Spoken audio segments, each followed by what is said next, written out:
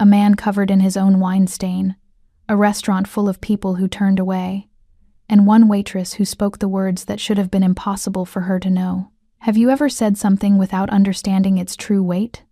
Le Miroir didn't just serve food, it served status, wrapped in white tablecloths and crystal that caught the light like diamonds. The kind of place where a single reservation could take 6 months, where the waitstaff moved like shadows, and where certain tables in certain corners were always kept empty. Until he needed them, Chairman Kwan entered through the side entrance that Thursday evening, and the restaurant's pulse shifted. Not stopped. That would have been too obvious. But changed, the way air pressure drops before a storm. He was older than most of the clientele, perhaps in his 70s, with silver hair swept back from a face that might have been kind once, before time and choices had carved it into something else. His hands trembled slightly as he walked, and his expensive gray suit hung just a fraction too loose on his frame. He didn't look like a monster. That was the first lie. The maître d' guided him to the corner booth with practiced deference, the kind of respect that came from knowing rather than guessing. 2 men in dark suits took up positions near the entrance, their hands never quite relaxed, their eyes never quite still. Chairman Kwan settled into the leather seat and reached for his wine glass. That's when it happened. The glass tilted. Red wine splashed across pristine white silk, spreading like blood across fresh snow. His hand jerked back, trembling worse now, and something flickered across his face. Not embarrassment, fear. The restaurant pretended not to notice. Conversations continued at the exact same volume. Forks touched plates with the same delicate precision. But eyes watched. Eyes always watched. A junior server approached, professionally concerned. "Sir, let me—" The chairman's mouth moved. Korean syllables, soft and rushed, tumbled out in a voice that cracked with something raw. The server froze, smiled apologetically.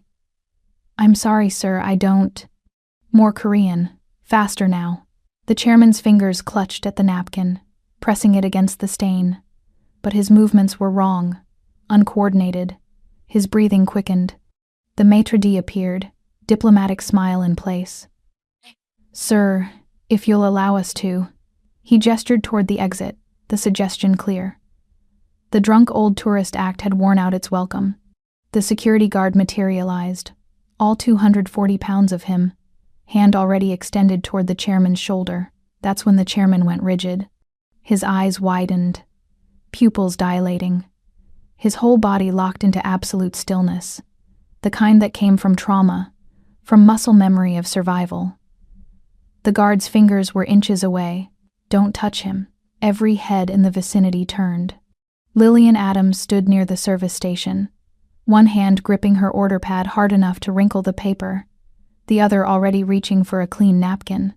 24 years old, hair pulled back in a neat bun, her dark skin catching the warm light. She'd worked at Le Miroir for 8 months, kept her head down, arrived early, left late, never inserted herself into situations above her pay grade. Until now, she moved between the guard and the chairman before anyone could stop her, her body language non-threatening but absolute. She knelt slightly, bringing herself to eye level with the trembling man, and then she did something that would change everything. She bowed. Not a casual nod, but a full, respectful 90-degree bow, the kind that took practice to make look natural. Then she spoke, her voice gentle, her Korean accented but clear. "Harabioji. Eolugun gegerim ilpun ibnida. Dangsine bich ul chaj ul su iske dawa dulijes subnida." Grandfather. "The stain is just a shadow. Let me help you find the light." The restaurant might as well have stopped breathing. The chairman's eyes locked onto her face. His mouth opened, but no sound came out. Then, impossibly, his eyes filled with tears. He reached out with shaking hands, not for the napkin she offered, but for her wrist, gripping it with desperate strength. "Iotioge?" he whispered. "How?" Lillian's pulse hammered, but she kept her voice steady. She gently extracted the soaked napkin from his grip and replaced it with a clean one, guiding his hand to press it against the stain. "Gujos yun guanchan subnida. Jigayogi is subnida. It's all right. I'm here." The maître stood paralyzed, his practiced composure shattered. The guard had backed up 3 steps, uncertainty radiating from his stillness. The 2 men in dark suits by the entrance had gone taut as wire, hands moving inside their jackets. That's when the main doors opened. The temperature in Le Miroir dropped 10 degrees. Jun Ki-kwan didn't walk into a room. He invaded it. 36 years old, 6'2" of controlled violence wrapped in a black suit, worth more than Lillian's yearly rent. His dark hair was swept back with precision, his jawline sharp enough to cut, and his eyes, God, his eyes, were the kind of black that didn't reflect light, just absorbed it. Those eyes found his father first, then found the black woman kneeling beside him, holding his hand. The world narrowed to that moment. Junki's expression didn't change. That was somehow worse than rage. As he crossed the restaurant in long, predatory strides, his bodyguards flanked him, but he didn't need them. The threat was in his bones, in the way people's survival instincts screamed run when he got close. He stopped 3 feet from the table, looked at his father's tear-stained face, looked at the ruined shirt, looked at Lillian. "Who are you?" His English was perfect, his accent barely there. But the question landed like a blade. Lillian stood slowly, forcing herself to meet those obsidian eyes. "Lillian Adams. I'm a server here. Your father was..." Speaking Korean to strangers. Junki's gaze never left her face. "How convenient. I was helping. Were you?" He stepped closer, and Lillian could smell expensive cologne mixed with something darker. Gunpowder, maybe. Or fear. Hers, not his. "My father suffers from senility. Confusion. People who take advantage of that confusion tend to disappear." The chairman's grip tightened on Lillian's wrist. He spoke rapidly in Korean, his voice stronger now, almost childlike in its insistence. Junki's eyes flickered with something Lillian couldn't read. Surprise, maybe, or suspicion. He responded in Korean, his tone sharp. The chairman shook his head violently, pulling Lillian closer, speaking faster. "He says he won't leave without you." Junki's voice was flat, stating a problem that needed solving. "He says you spoke the family words, that you're his guide." A pause, weighted with menace. "Where did you learn that phrase?" Lillian's throat went dry. "My ex-boyfriend taught me some Korean. I was trying to calm him down. He taught me a poem about shadows and light. I added the word for stain because I remembered it from a laundry commercial. I was improvising." "Your ex-boyfriend." Junki pulled out his phone, typed something with sharp, efficient movements. "Name. I don't see how that's name. Now. Daniel Kwan. But he died 3 years ago, so I don't see." Junki's fingers stopped moving. His face, already unreadable, became a mask carved from stone. The silence stretched so long that Lillian heard her own heartbeat pounding in her ears. When he spoke again, his voice was soft, deadly soft. "Daniel Kwan was my brother." The restaurant tilted. "He ran away from the family 7 years ago. We were told he died of an overdose in Seattle." Junki leaned down, and Lillian could see her own reflection in those black eyes. "You're telling me you knew him? That he taught you our family's private motto? I didn't know it was..." "What else did he teach you? What else did he tell you about us?" "Nothing. We dated for 6 months. He taught me some Korean phrases because I wanted to learn. He died, and I kept studying because I promised him I would. That's all." Junki studied her like she was an equation that didn't balance. Then he looked at his father, who had stopped crying but was clutching Lillian's hand like a lifeline. "How much?" Junki asked. "I'm sorry? How much money will it take for you to come with us? To care for my father until he stabilizes?" The maitre d' materialized at Lillian's elbow, his face pale. "Mr. Kwan, I assure you, our staff is not..." "I'm not asking her employer. I'm asking her..." Junki pulled out his wallet, extracted a black credit card. "Name your price." Lillian should have said no, should have walked away from the trembling old man and his terrifying son, should have gone back to her section, her tables, her normal life of polite smiles and decent tips.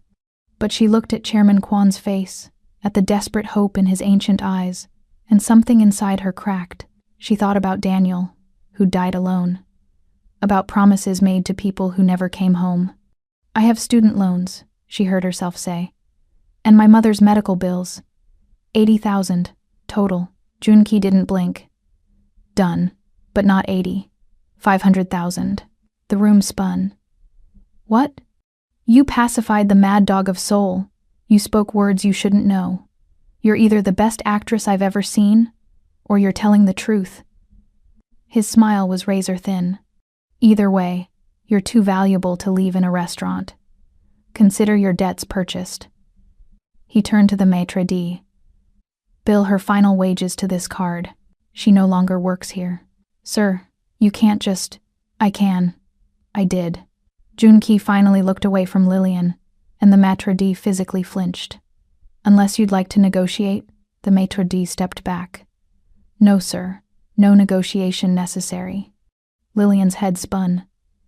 "I need time to think." "No." Junki gestured to one of his men, who approached with a tablet. A contract appeared on screen, dense with legal text. "You think while you read. Sign here. You'll live in our family home, care for my father, and in return, every debt you have disappears.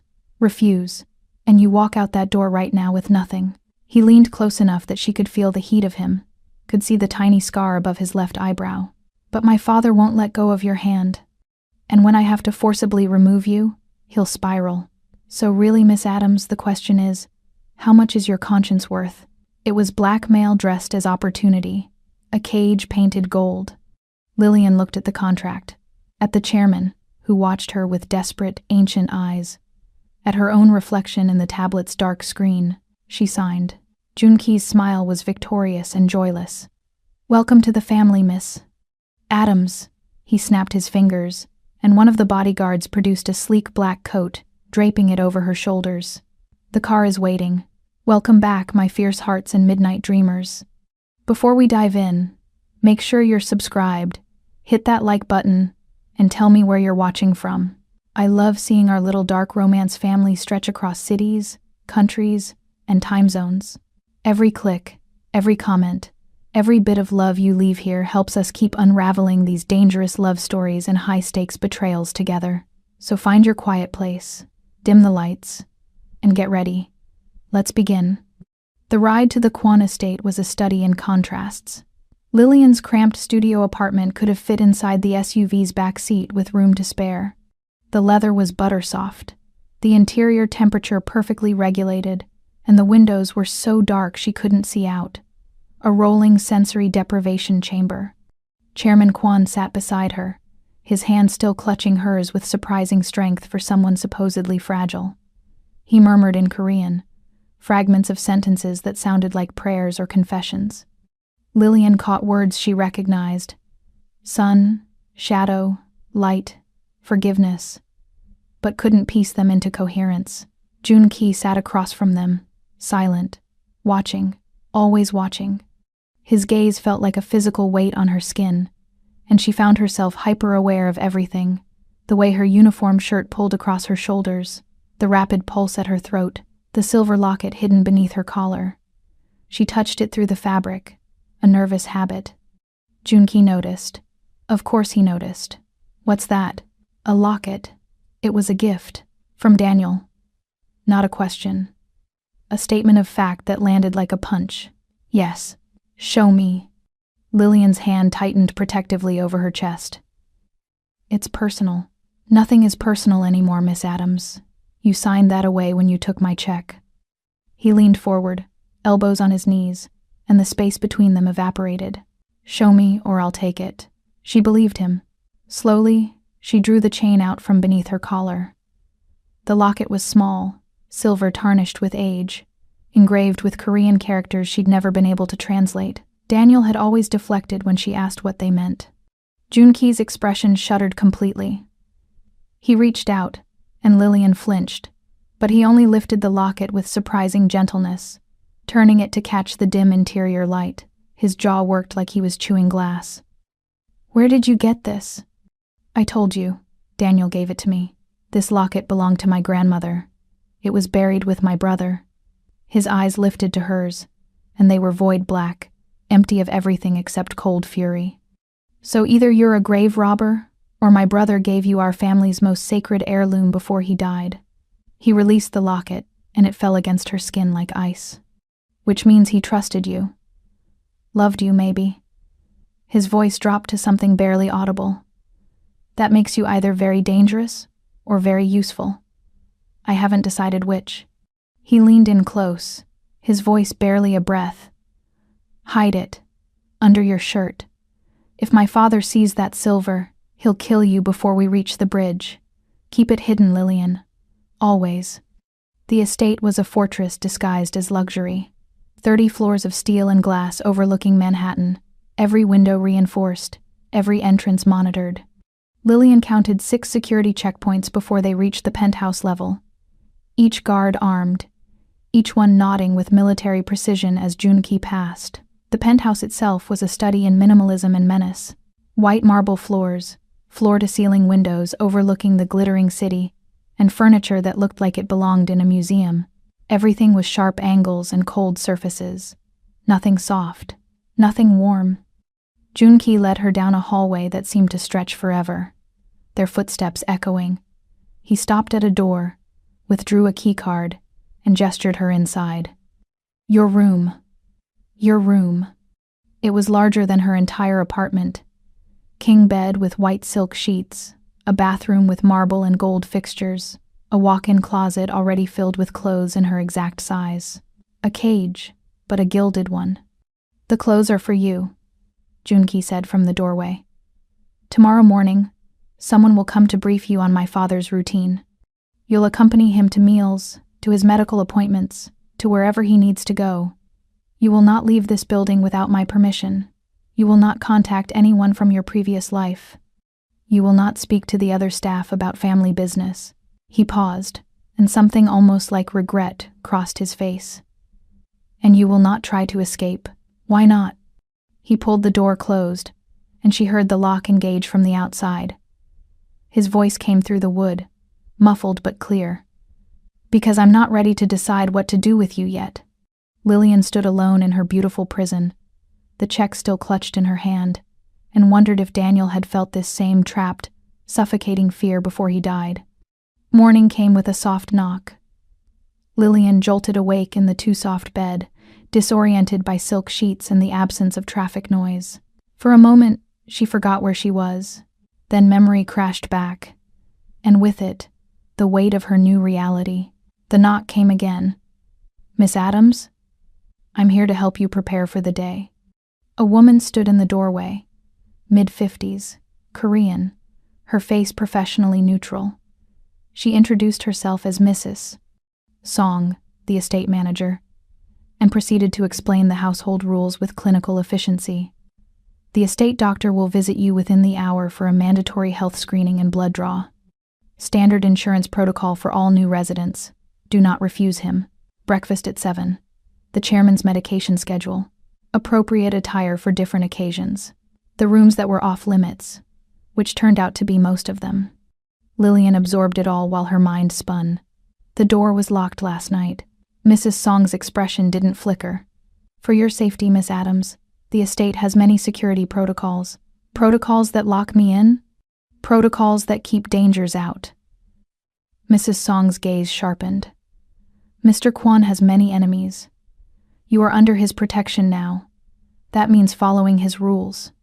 Chairman Kwon was waiting in the breakfast room, seated at a table that could have hosted 20 but held only 2 place settings. He looked different in the morning light. Smaller, frailer, the tremor in his hands more pronounced. When he saw Lillian, his face transformed with childlike joy. "Nai," he murmured. "My child." Lillian slipped into the role like a costume.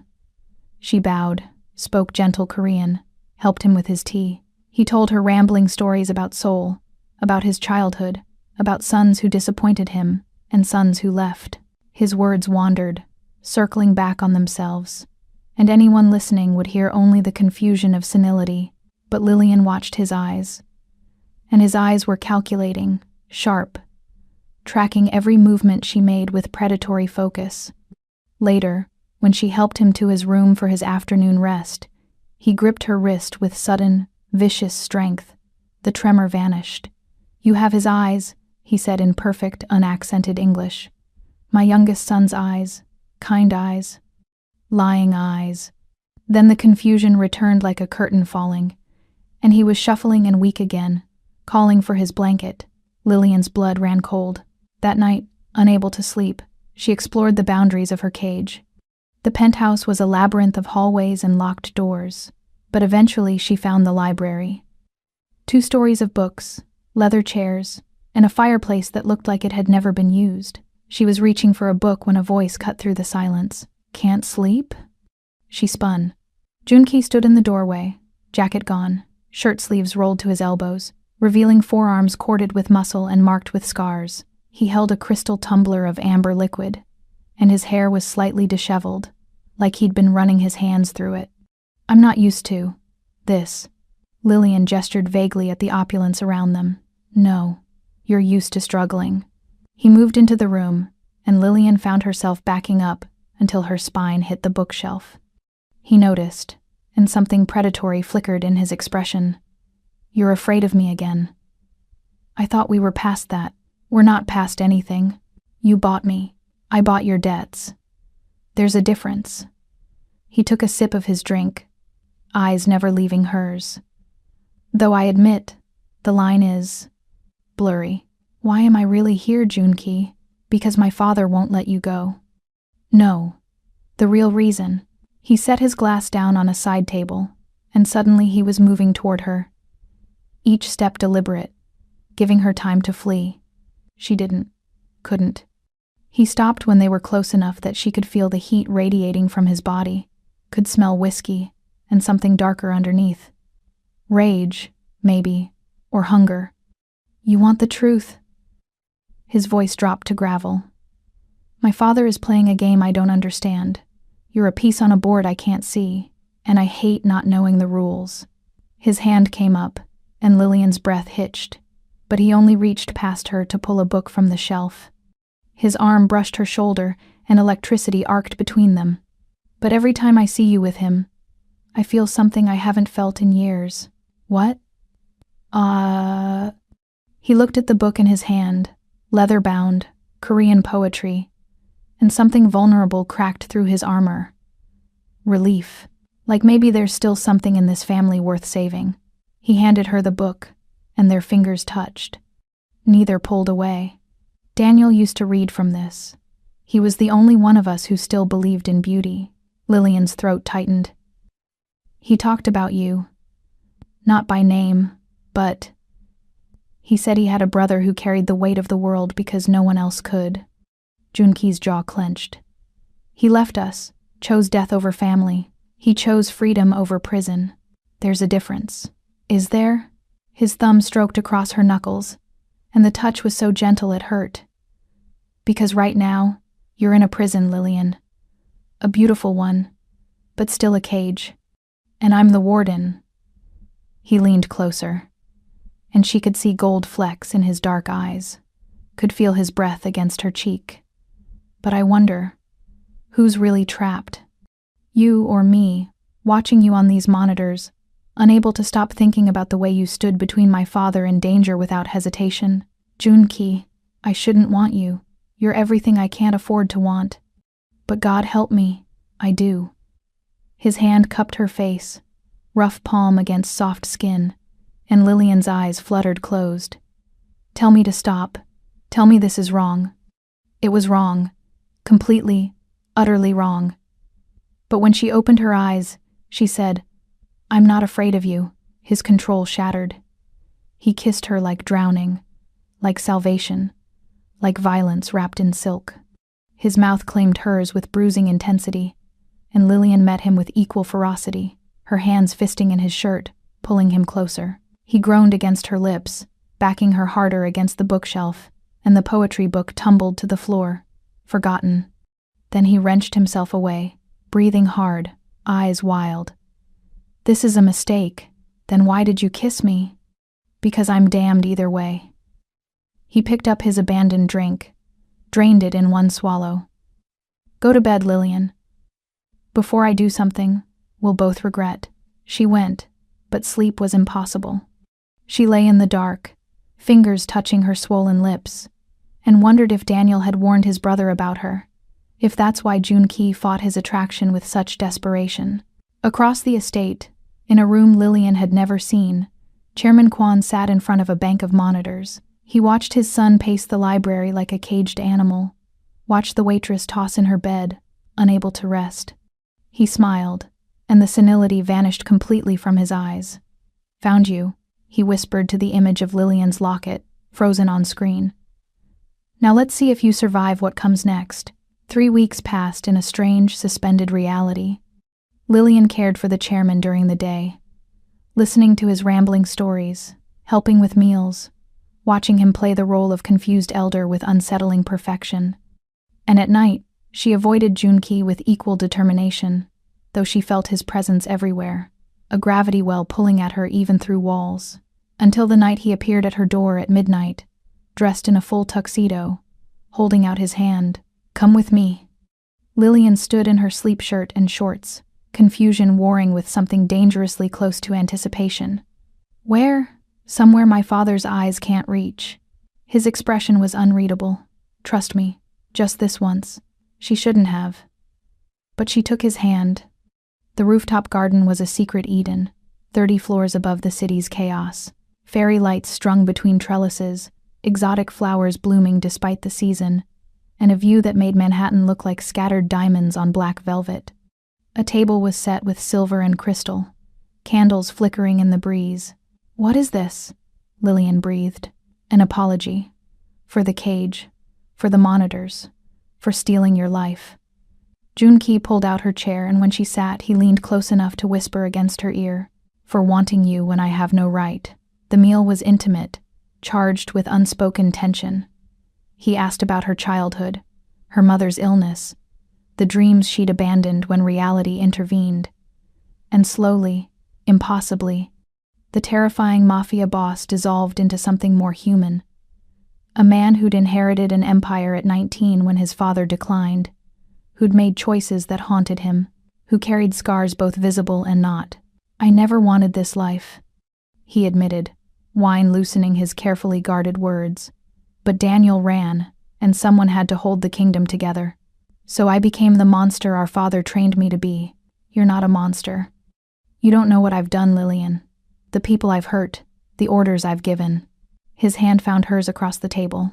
But when I'm with you, I remember what it felt like to be human. That's when he stood, pulling her gently to her feet, and led her to the rooftop's edge. The city sprawled below them, a living thing of light and shadow. There's trouble coming, Junki said quietly. Federal trouble.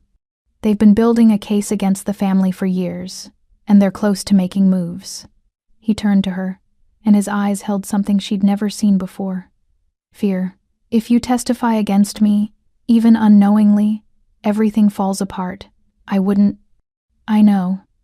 But I need to make sure. He took both her hands, and his grip was gentle but desperate. Marry me, Lillian. The world tilted. What? Marry me. Be my wife. Let me protect you the only way I know how. He pulled a ring from his pocket. A black diamond set in platinum, dark as his eyes, as the secrets that bound them. I'm not asking for love. I'm asking for survival. Yours and mine. It was insane. Impossible. Everything about this was wrong. The speed, the circumstances, the man himself. But Lillian looked at his face, at the vulnerability he was offering like an open wound, and heard herself say, yes. The wedding was a quiet affair in the estate's chapel, witnessed only by Mrs. Song and 2 guards who Junki trusted with his life. Lillian wore a dress that appeared in her closet, white silk that clung to her curves, elegant and understated. Junki wore black, as always, but his eyes when he saw her held something close to reverence. The vows were traditional, spoken in English and Korean. When the officiant said, "You may kiss the bride," Junki cupped her face with both hands, thumbs stroking her cheekbones, and kissed her with devastating tenderness. This wasn't the desperate, hungry kiss from the library. This was a promise, a claim, a surrender. The wedding night began with champagne and low lighting in the master suite, a room Lillian had never entered before. Floor-to-ceiling windows overlooked the city, and the bed dominated the space, massive and draped in silver silk. Junki poured 2 glasses, handed her one. Their fingers brushed, and neither pulled away. "You're my wife now," he said, and the word sounded foreign in his mouth, like he was testing its weight. "That means something to me. More than you know. What does it mean to you?" He set down his glass, moved closer. "It means you're mine, and I don't share." His fingers found the zipper at her back, pulled it down with agonizing slowness. The dress whispered to the floor, pooling at her feet, and his breath hitched. "God, Lillian, you're—" She silenced him with a kiss, rising on her toes to reach him, her hands working the buttons of his shirt. He groaned into her mouth, lifting her effortlessly, her legs wrapping around his waist as he carried her to the bed. What followed was incendiary, a collision of desperate need and careful restraint, Junki's hands mapping her body like territory to conquer and worship simultaneously. He was surprisingly gentle, attentive to every gasp, every shiver, learning her responses with focused intensity. When they finally came together, it felt like completion, like 2 broken pieces forming something whole. After, they lay tangled in silk sheets, Lillian's head on Junki's chest, his fingers tracing abstract patterns on her shoulder. His heartbeat was steady beneath her ear, and for the first time since entering this world, she felt safe. "I could get used to this," she murmured. His hand stilled. "Lillian, we could leave, you know. Take your father somewhere quiet. Let the empire fall. It's not that simple. Why not?" She lifted her head to look at him, and something in his expression made her stomach drop. "Junki?" He sat up, pulling away from her, and suddenly there was distance between them that had nothing to do with physical space. He reached for his pants, pulled out a cigarette, lit it with shaking hands, walked to the window, his back to her, smoke curling into shadows. "The FBI is building a case," he said, each word careful. "A RICO case that could put me away for life. They'll come after everyone close to me, try to flip them, force testimony." He took a drag, exhaled slowly. "Spousal privilege means you can't be compelled to testify against me. Even if they arrest you, torture you, you can't be forced to speak."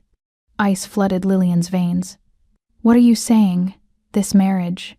His voice was flat, emotionless, the Mafia boss mask sliding back into place. "Is a legal strategy.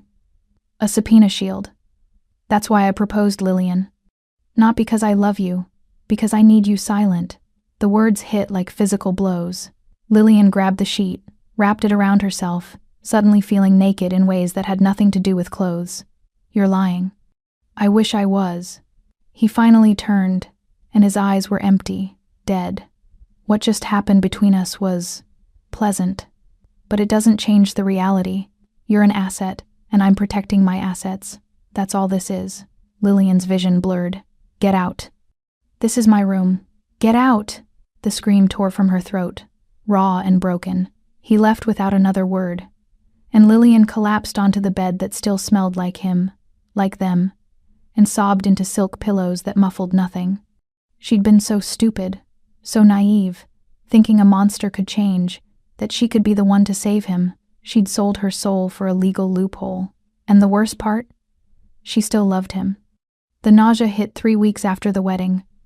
Lillian barely made it to the bathroom before her stomach emptied, leaving her shaking and clammy on the cold marble floor. She told herself it was stress, grief, the weight of living in a beautiful lie.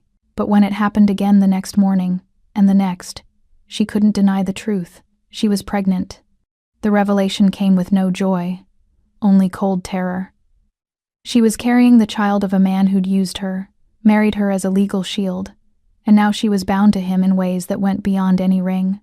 Lillian stood in front of the bathroom mirror, hand pressed to her still flat stomach, and wanted to scream. She couldn't tell Junki. Not yet, maybe not ever. That night, unable to sleep, Lillian wandered the estate's dark hallways. The security had grown lax over recent weeks. She'd proven herself docile, compliant, a good little prisoner. She moved through shadows, and that's when she heard the voice. Chairman Kwan's voice, sharp and clear, unslurred by confusion. Lillian pressed herself against the wall outside his study, heart hammering, and listened. Don't care about the judge's connections. He's blocking the harbor acquisition. Deal with him. Make it clean. A pause. No, not an accident. I want his family to know it was us. Send a message. Horror crawled up Lillian's spine. This was the chairman's voice, but not the confused, wandering elder she'd been caring for. This was steel and menace, the voice of a man who ordered deaths over breakfast. And the FBI investigation? The chairman continued. Let them come. My idiot son married the girl, just as I knew he would. Spousal privilege is in play. They have nothing. Lillian's breath caught. She'd been part of the plan all along. The girl doesn't suspect. She thinks I'm senile, that she's here out of kindness. Foolish child, a dark chuckle. But she serves her purpose, speaking the motto, carrying the locket. She's the perfect bait. My youngest son's last gift before I disposed of him. The room spun. Disposed of him. Not overdosed. Disposed. Lillian backed away from the door, hand clamped over her mouth to muffle her gasping breaths. She needed to run, to escape, but her body wouldn't obey, frozen in the hallway like prey before a predator. She made it back to her room, locked the door, and spent the rest of the night planning an escape that had no exit. Morning brought the chairman's routine: breakfast, medication, gentle conversation. Lillian played her role, smiled and bowed and spoke soft Korean, all while her mind screamed. The old man watched her with roamy eyes, trembling hands reaching for her assistance, and she wanted to shatter the teacup over his head. Such a good girl, he murmured, patting her hand. My spirit guide, my light in the darkness. Later, when she helped him to his room for his afternoon rest, he gripped her wrist, not with the vicious strength from before, but gentle, almost paternal. You're pale, my dear. Are you well? Just tired, Harabioji. His eyes sharpened. Just for a moment. You should rest more. Take care of yourself. You're eating for two now. Ice water in her veins. What? The confusion returned like clouds covering the sun. What? What did I say? He looked around, bewildered. Where is my tea? I asked for tea. Lillian fled. She locked herself in her bathroom, pulled up her shirt, stared at her flat stomach in the mirror. He couldn't know.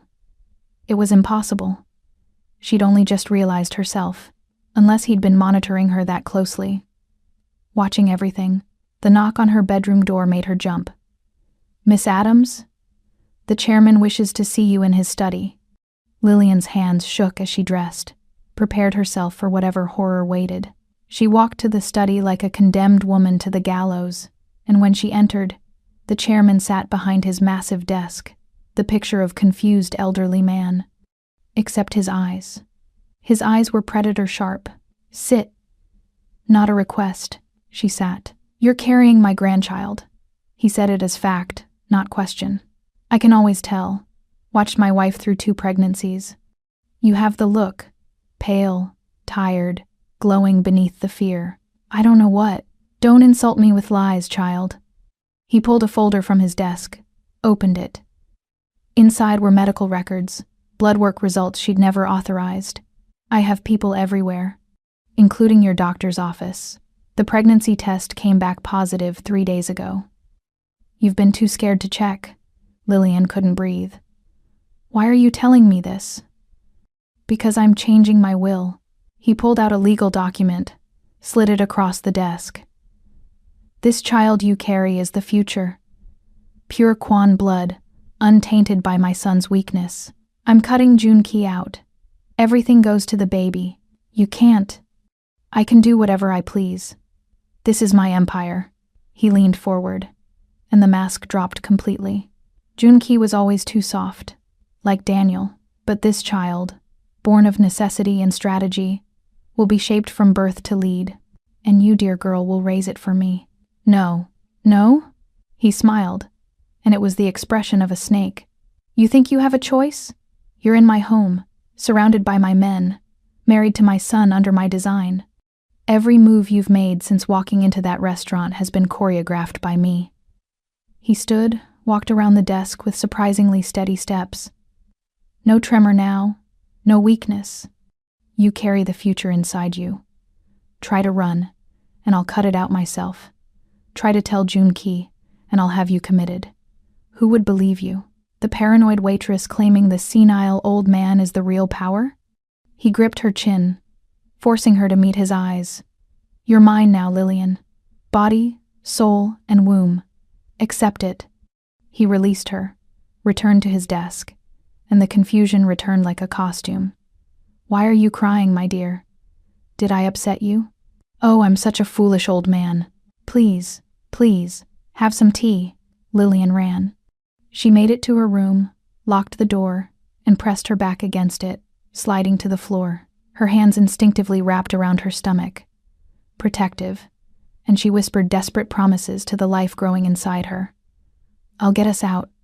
Somehow, I promise. But the walls were closing in, and she knew the truth. She was trapped in a web spun by a monster who'd been playing chess while everyone else played checkers, and she'd just become the most valuable piece on the board. Lillian avoided Junki for 3 days after the chairman's revelation. Easy to do in an estate this size, with routines that kept them apart. But the pregnancy was getting harder to hide. The exhaustion, the nausea, the way she unconsciously touched her stomach when she thought no one was watching. She needed to tell him, not about his father. She couldn't prove anything, and who would believe her? But about the baby, he deserved to know. Even if he'd only married her as a legal shield. She found him in his office, late at night, surrounded by paperwork and the blue glow of multiple monitors. He looked up when she entered, and something in his expression softened before he could stop it. Lillian, we need to talk. He gestured to the chair across from his desk, but she shook her head. Some conversations required standing, required the ability to flee. I'm pregnant. The words hung between them like smoke. Junki went absolutely still, his face draining of color. What? I'm pregnant. About 5 weeks, I think. Her hands twisted together. I know this complicates everything. I know the marriage was just... Stop. He stood, came around the desk, and before she could retreat, his hands were on her face, tilting her head up. You're carrying my child? Yes. Something fierce and possessive blazed in his eyes. Then nothing is complicated. You're my wife. This is my child. That's all that matters. But you said... Forget what I said.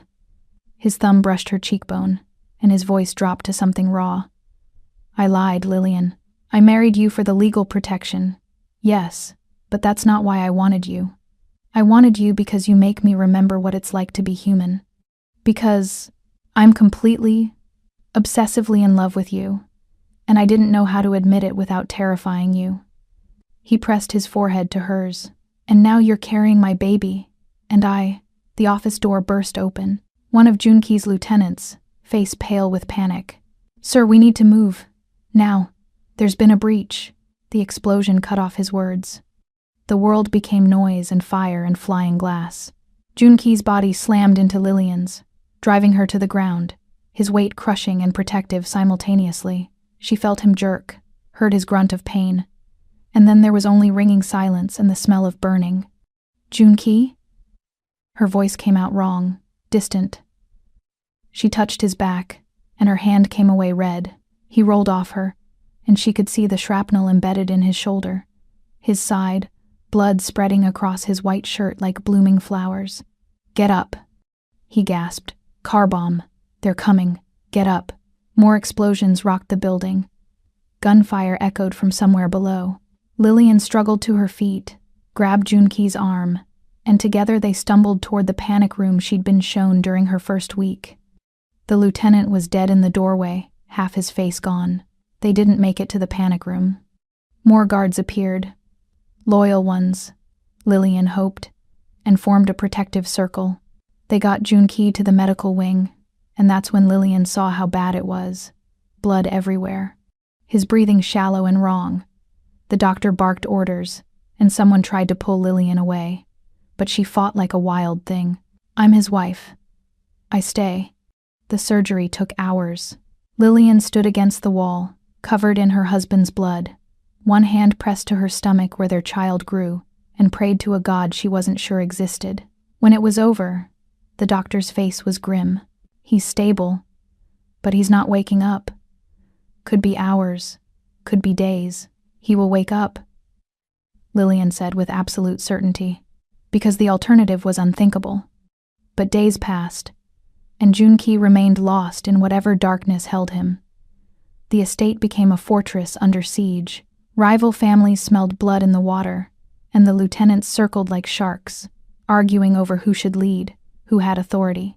Lillian sat by Junki's bedside, held his unresponsive hand, and whispered everything she'd never said. I love you. I'm sorry I didn't say it before. Please come back. Our baby needs you. I need you. On the third day, the lieutenants came to her. Mrs. Kwan, we need decisions. The harbor deal, the federal investigation, the territories. Handle it, she said without looking away from Junki's face. With respect, you're just the wife. You don't have authority. Something inside Lillian snapped. She stood, turned, and looked at these men who'd served the Kwan family for decades. I'm not just the wife. I'm the one who speaks the family motto. I'm the one the chairman calls his spirit guide. And I'm the mother of the heir to this empire. She pointed at the unconscious man in the bed. You will handle your duties, or I will find people who can. Am I clear? She looked at the lieutenant named Lee. And for those who betray this family, follow the standing protocols. I don't care how harsh they are. Execute the penalty.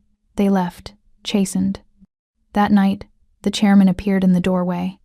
The mask was gone. He looked at his unconscious son with something that might have been regret in a man capable of such emotion. Who did this? Lillian demanded. One of my lieutenants. He thought with Junki gone, he could take control. The chairman smiled. He was wrong. I've already had him dealt with. You mean killed? I mean dealt with. He looked at her, and his expression was almost fond. You're stronger than I thought. Good. You'll need that strength for what comes next, which is, my son will wake up, and when he does, he'll go to war. The question is, will you be his weapon or his weakness? Lillian looked at Junki's still form, at the machines keeping him alive, at the future growing inside her. I'll be whatever he needs me to be. The chairman's smile widened. Good girl. 2 days later, Lillian learned the lieutenant's name. Lee. He'd been with the family for 20 years, trusted, reliable. The chairman had his body dumped in the harbor with a sign around his neck. For betraying the Kwan family. Lillian had ordered it, and she felt nothing. The girl who'd been a waitress just months ago was gone, burned away in fire and blood. In her place was someone harder, someone who could look at death and not flinch, someone who could survive in this world. When Junki finally woke on day 7, his first word was her name. His second was, the baby? Safe, she promised, and kissed him like he was oxygen. I heard you, he murmured against her lips. When I was under, I heard everything you said. Then I know you love me, and I know you ordered Lee's execution. His eyes held hers. I'm proud of you, and terrified for you, because once you cross that line, Lillian, there's no going back. She thought about the girl she'd been, serving wine to people who never saw her. She thought about Daniel's locket, about promises made to the dead, about the life growing inside her that needed protection. Good, she said. I don't want to go back. 2 months of slow, agonizing recovery, and Junki was finally back in meetings, running the empire from his bed when the doctors wouldn't clear him for walking. Lillian stayed close, played the devoted wife, all while feeling the pregnancy symptoms intensify. The baby was 14 weeks now, a small secret growing larger every day. She was reviewing the harbor contracts, because apparently she reviewed contracts now, when Junki woke from his afternoon nap. She moved to his side immediately, helped him sit up, adjusted his pillows. He caught her hand, pulled her down for a kiss that started gentle and quickly became something more desperate. The doctor said no strenuous activity, she murmured against his mouth. The doctor can go to hell. His hand slid to her waist, and she winced. He pulled back immediately. What's wrong? Nothing, I'm just... But his hand was already moving, finding the small swell of her stomach that was becoming impossible to hide. His eyes widened. You're showing. A little. He stared at her stomach like it held the secrets of the universe. And then he did something that broke her heart. He smiled. Actually smiled. Real, and unguarded, and beautiful. We're really having a baby. We really are. He pulled her down onto the bed beside him, careful of his injuries, and wrapped around her protectively. I'm going to be a father. You're going to be a mother. We're going to... The bedroom door opened. The chairman stood there, lucid and sharp. Junki, we need to discuss the federal situation. Not now, father. Yes, now. The old man's eyes flicked to Lillian, and she saw the calculation there. Unless you'd rather discuss it in front of your wife? Junki's jaw tightened. Give us a moment. Lillian rose, kissed his forehead, and left them to their dark business. But she listened at the door, because she'd learned that survival meant knowing everyone's secrets. The FBI is moving faster than anticipated, the chairman said. They'll make arrests within the month. You need to prepare. I am prepared. Lillian can't testify. No, but she's becoming a distraction. You're soft around her. Weak. I need you focused. She's my wife, the mother of my child. She's a liability. The chairman's voice dropped to something cold. Handle it, or I will. Lillian backed away from the door, heart racing. She knew what handle it meant in this world. She had two options: run or fight. She chose wrong. That night, she packed a bag, just essentials, nothing that would be noticed, and planned to slip out during the early morning guard change. She'd go to a women's shelter, claim domestic violence, disappear into the system until the baby was born. Then, she didn't know. One step at a time, but when she tried to leave her room at 4 a.m., the door wouldn't open. She was locked in. And when dawn came, Mrs. Song appeared with breakfast and a message. Mr. Kwan is being transferred to the hospital for follow-up surgery. He asked that you stay here and rest. I want to go with him. I'm afraid that's not possible, Mrs. Kwan. The woman's expression was sympathetic but firm. Doctor's orders. Lillian was trapped again, but this time felt different, more final. Mrs. Song whispered the news as she collected the dinner tray. The chairman has gone to the secure wing for his dialysis. The cameras in your corridor are looping for the next 10 minutes.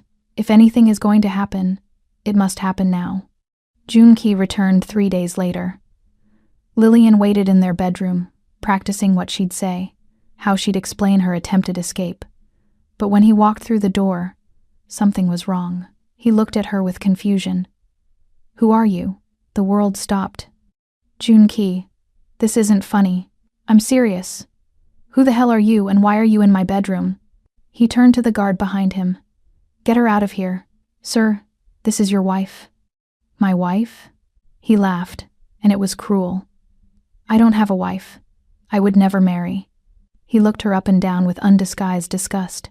Anyone like her. Get her out. Lillian's legs gave out. The baby. Junki, I'm carrying your baby. I don't know you. His voice was flat, final. And I sure as hell never touched you. Whatever game you're playing, it's over. He gestured impatiently to the guard. Remove her from the premises. Give her whatever money shuts her up, but I want her gone. They dragged her out. Not gently. She fought, screamed his name, begged him to remember, but his expression never changed. The man who'd held her, loved her, whispered promises against her skin. That man was gone. In his place was the monster everyone feared. They dropped her on the street outside the estate. As the guard shoved her, he pressed a heavy envelope into her hand, hidden from the cameras. From the boss, the guard muttered, his cruelty dropping for a split second. Run. Lillian stood on the Manhattan sidewalk at 9 p.m., Inside the envelope wasn't just $500. There was a burner phone, a key to a storage unit, and a note written in hasty handwriting, "I'm sorry." Lillian Adams, Mrs. Kwan for exactly 2 months, stood on the Manhattan sidewalk at 9 p.m., 4 months pregnant, and felt her heart shatter into pieces too small to ever reassemble. She walked, didn't know where, just walked, until her feet brought her to the only place that made sense, Le Miroir, where this nightmare began. She stood across the street, staring at the elegant entrance, and wanted to laugh at the cosmic joke of it all. Her hand drifted to the locket she still wore. Daniel's locket, the chairman's locket, the key to everything. She pulled it open for the first time since Daniel's death. Inside were 2 photographs, one of a young boy with kind eyes, laughing at something off camera. The other was a map, not a detailed map, just a simple line drawing of streets, and an X, and Korean characters she couldn't read. Lillian had enough money for a cheap motel room and a Korean translator app. She took a photo of the characters, ran them through the app, and the translation appeared, where father hid the evidence. Her breath stopped. Daniel hadn't run away to escape the family. He'd found something the chairman needed hidden, and that's why he died. And he'd left the proof with the one person no one would suspect, his American girlfriend who couldn't read Korean. Lillian sat on the stained motel bedspread, hand over her growing stomach, and made a decision. If Junki had truly forgotten her, if that part of him was gone, then she had nothing left to lose. But she could make sure the monster who'd orchestrated everything, who'd killed Daniel, who'd threatened her child, finally faced consequences. She would find the chairman's evidence, and she would burn his kingdom to the ground. The motel room cost $40 a night, and Lillian stretched her $500 as far as it would go while she planned. The map in the locket led to an address in Queens, a storage facility that had closed 5 years ago, now just a rusted shell behind a chain-link fence. It wasn't a rental unit. It was a private shipping container purchased under a shell company, paid up for 20 years. Daniel had planned for the long game. She went at night, scaled the fence despite her growing belly, and found the unit number marked on the map. The lock was still intact, but rusty. She broke it with a rock and a lot of determination. Inside were boxes, documents, financial records proving the chairman's empire was built on arms dealing, extortion, and murder. Evidence that would bring down not just the Kwan family, but half the city's criminal infrastructure. Daniel had been gathering proof, probably planning to go to the FBI, when the chairman discovered his betrayal. Lillian photographed everything with her phone. The cheap burner she'd bought with her last $20. Then she called the only person she could think of, her old roommate from college who'd become a journalist. "Maria? It's Lillian. I have a story for you. But we need to meet somewhere public, somewhere safe." They agreed on a coffee shop in Midtown. Noon the next day. Lillian would hand over the evidence, Maria would run the story, and the chairman would finally face justice. Lillian allowed herself to hope. She was walking back to the motel, cutting through the alley behind Le Miroir, because apparently she couldn't help revisiting the scene of her downfall, when she realized she wasn't alone. 3 men, blocking both ends of the alley. "Mrs. Kwan," the center one said, and she recognized him. One of the chairman's personal guards. "You've been difficult to track. I don't go by that name anymore. Doesn't matter what you call yourself. You're carrying Kwan blood. The chairman wants it." He pulled a knife, and the streetlight caught the blade. "We can do this easy, or we can do it hard. Either way, the baby comes with us." Lillian's hand went to her stomach, protective and desperate. "Please, just let me go. I'll disappear. You'll never hear from me again." Not an option. Orders are orders. She tried to run, but they were faster, trained for this. Hands grabbed her arms, slammed her against the brick wall. The knife blade pressed cold against her throat, high enough to be lethal, far enough away to keep the baby safe. Lillian closed her eyes, whispered an apology to the child she'd failed to protect. Then the world exploded into violence. A figure emerged from the rain. Because of course it was raining now. This whole disaster scene needed rain. And what followed wasn't a fight. It was a massacre. Junki moved like death itself, each strike precise and brutal. The knife clattered to the wet pavement. Bodies followed. In 30 seconds, it was over.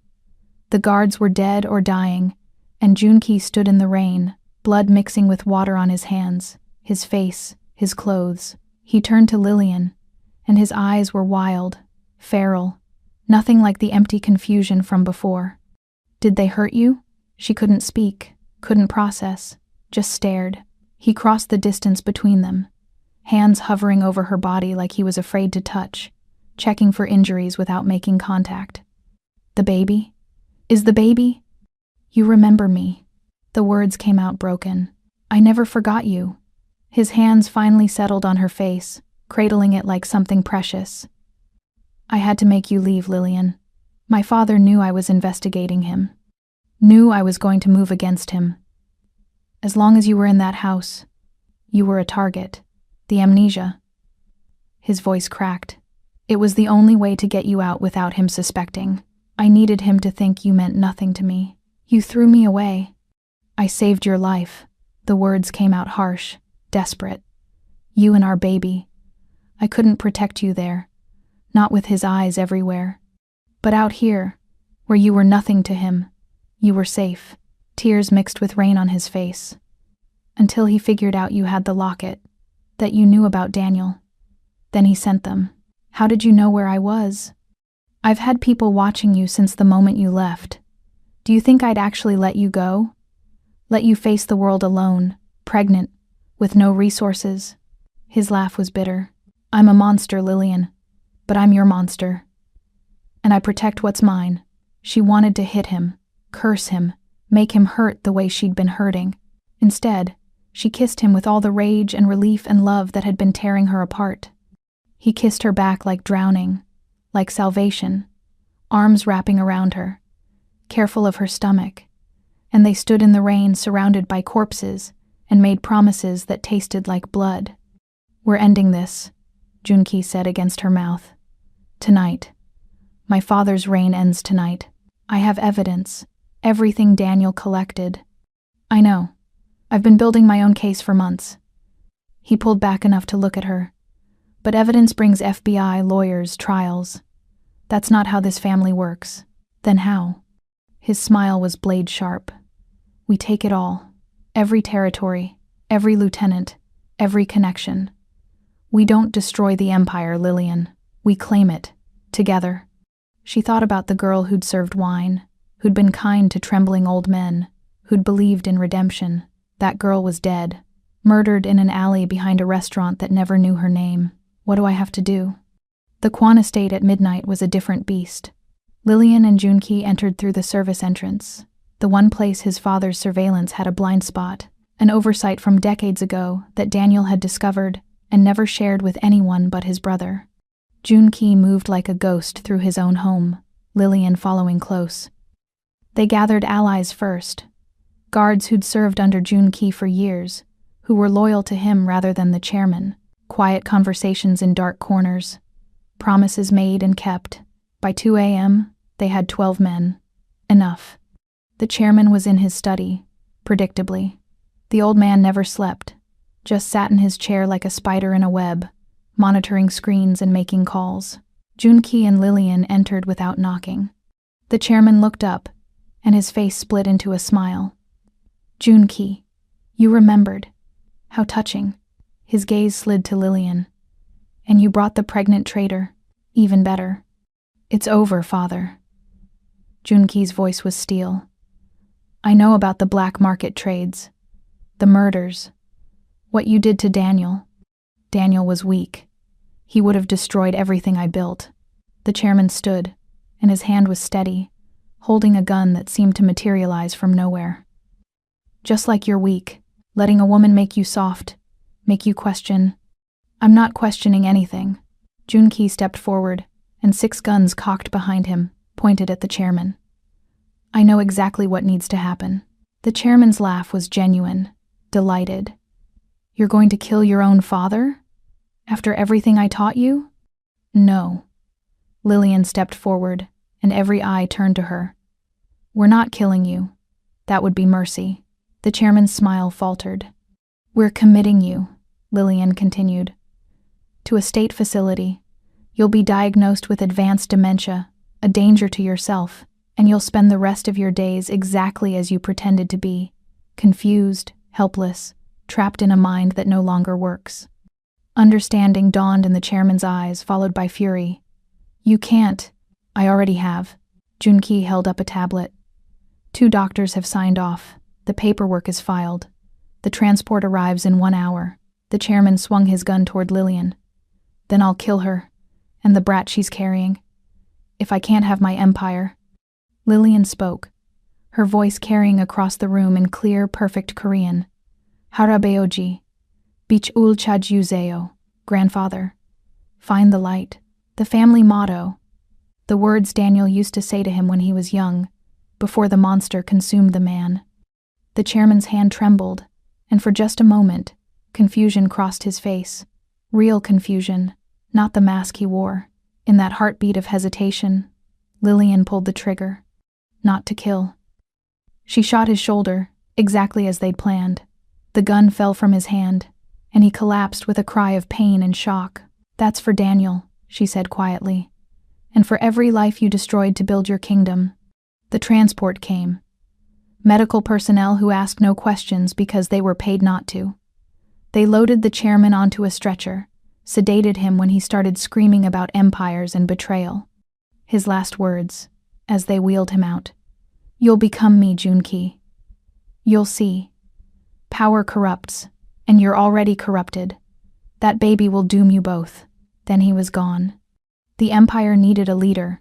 The lieutenants gathered at dawn, expecting Junki to take his father's chair. Instead, he and Lillian walked into the conference room together, his hand on the small of her back, her head held high. Junki gestured to the head of the table.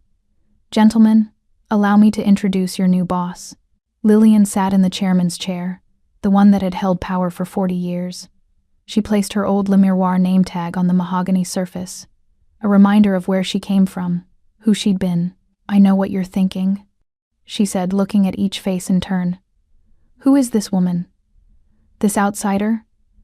This. She smiled. Waitress who thinks she can run an empire. Silence. I'm the woman who kept the chairman docile for months, who learned your codes, your networks, your weaknesses while serving you tea. I'm the woman who carries the heir to this family. Her hand rested on her stomach. And I'm the woman who's going to drag this organization out of the shadows and into something resembling legitimacy. Not because I'm good, but because I'm smart enough to know the old ways are dying. One of the older lieutenants stood. And if we refuse? Junki stepped forward, and the threat was implicit. Then you'll meet the same fate as Lee. Choose. One by one, they bent the knee. The next 6 months were a brutal education in power. Lillian learned to speak the language of violence without flinching, to order actions she'd once have considered unthinkable, to sleep at night despite the blood on her hands. The FBI investigation collapsed without the chairman to target. Spousal privilege held. The empire shifted under Lillian's guidance. Still criminal, but more strategic, more careful. The illegal arms trading ended. The most brutal enforcers were quietly retired. Not redemption, exactly, but evolution. Her daughter was born on a cold January morning. Junki held her with tears streaming down his face, and Lillian watched her husband become human again in the presence of this tiny, perfect creature. They named her Danielle, for the uncle she'd never meet. The epilogue came 1 year later. They'd exiled themselves to a remote seaside village on Jeju Island. Not running, just stepping back. Let the lieutenants run the day-to-day. Lillian and Junki would remain in the shadows, pulling strings when needed, but raising their daughter far from the darkness. The bar they opened was small, intimate. Lillian served drinks with the same grace she'd once served wine to people who never saw her. But now they saw her. Everyone did. She was changing Danielle's diaper when the letter arrived. Heavy paper, sealed with a stamp she recognized immediately. The Kwan family crest. Inside, a single photograph. Their bar. Taken from across the street. No words, no threats, just proof. He knew where they were. Junki loaded the gun while bouncing the baby on his hip, his face grim. He escaped, or was released. Lillian looked at the horizon, at the perfect blue of the Mediterranean, and felt the shadows creeping back. What do we do? We survive. Like always. He kissed Danielle's head. But this time we do it together. The shadows were waiting. They were always waiting. But so were they. Does true love require becoming a monster? Or is it the only thing that saves us from the darkness? The line between the two is written in blood, and Lillian Adams crossed it the moment she spoke words she didn't understand to a man who'd been waiting for her arrival. Some cages are made of gold. Some are made of promises. And some are built from the choices we make when the world gives us no good options. The question isn't whether we'll be trapped. It's whether we'll choose our cage or let someone else build it for us.